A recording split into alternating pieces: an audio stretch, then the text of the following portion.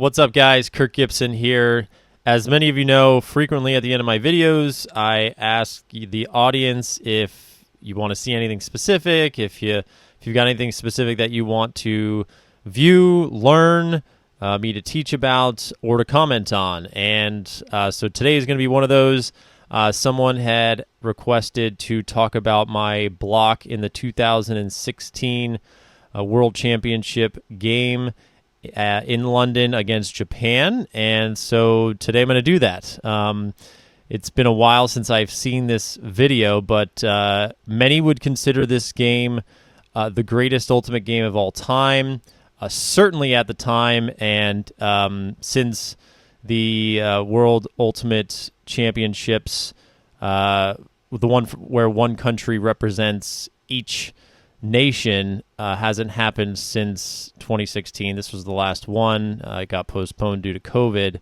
I think many would still consider this the greatest game just because of the stakes that were on the line.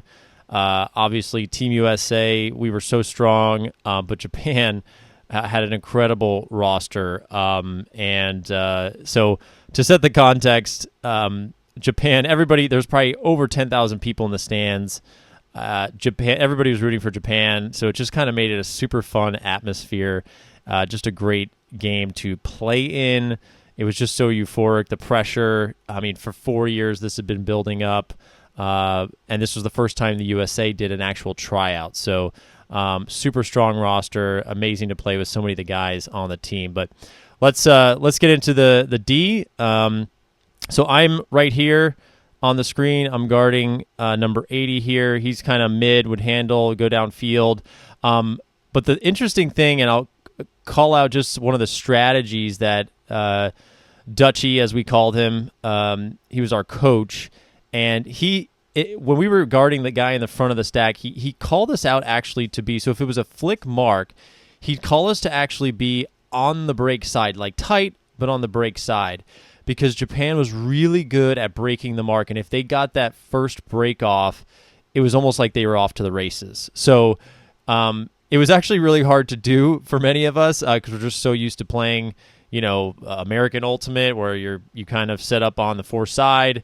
You have the marker take away the break side, but Japan was just so good. If they were able to get that break off at exposing that, if we were early on first in the stack, he would have us stand on the actual break side and kind of bait that throw to the fore side. We couldn't do that all the way upfield, obviously, because they get too many big gainers, but that one in the stack, we tried to do that. So that was going in my head at this point is, I'm here, I'm a little downfield, I'm not quite, one in the stack, so I'm trying to stay on the fore side, but be really tight. So, if he was to kind of circle back, which you'll see that he does, we're going to be really, really close and put pressure on it. So I'm going to play it through once so you can see it, and then we'll get a different angle. All right, so we're playing it here. I'm trying to stay right there. I'm playing tight on the break side, and then I move completely around him to get that D. It was the only space for me to get it. So I'm going to pause it, and I'm going to just go back for a second just so you can see that again. So again, I'm here. So he's kind of cutting. Matsuno gets it here. I'm trying to just stay tight, almost a little bit behind him now, just seeing what he does. I can see him cutting the break side, and we know if they get that break off, they're off the races. I'm trying to stay tight. And now I'm at the one in the stack, so I'm trying to really stay tight on the break side, and you'll see that I can see him slowing down. I don't want to run into him. He cuts back across. This was a typical Japanese move, and this is kind of now where I'm supposed to be to try to bait this throw. I mean, this is really what Dutchie was wanting us to do.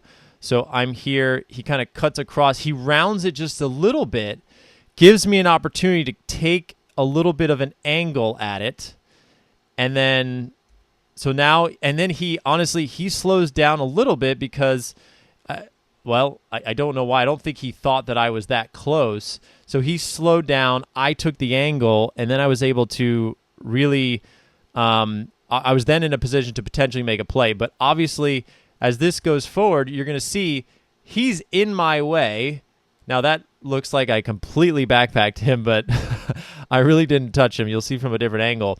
But I couldn't go on the left side because he was boxing it out perfectly, and I couldn't go through him. Obviously, that would have been a foul. But that disc was pretty out in front, and he was trying to use his body to shield it.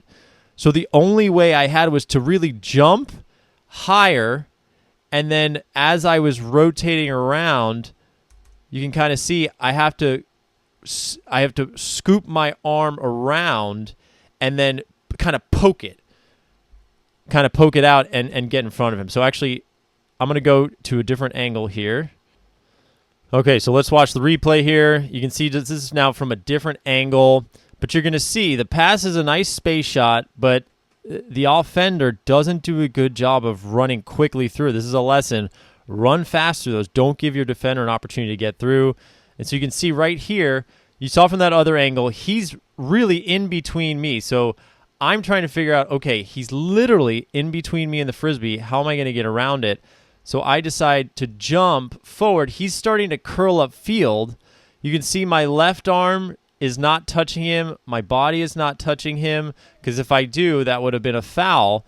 And so I kind of have to do like a motion where I'm like left to right, and you're going to see that I kind of have to poke it, and I poke it, don't hit him, because that was the only way to do it. If I swiped down, that would have been a foul. If I went down to up, it would have been a foul, but I had to kind of swoop around and poke it, which usually when you come in for a D, you kind of will knock it down or kind of get in front of it and knock it maybe either back towards the throw. But here I almost knocked it in the direction that it was going to get that D. So just look at that one more time. Coming through and play it through in motion. Boom, right there. So that was honestly, you could tell I was super fired up.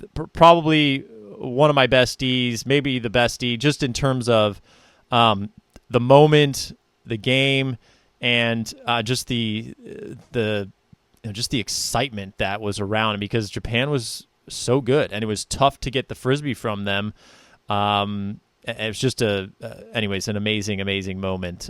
So anyways, hope this was fun to watch. If you got any questions or comments on it, feel free to throw them in the comments. And if you would like to see any other type of videos for me to comment on, teach about, talk about, I would love to do that. Throw them in the comments, and I'll be sure to try to include them in the future.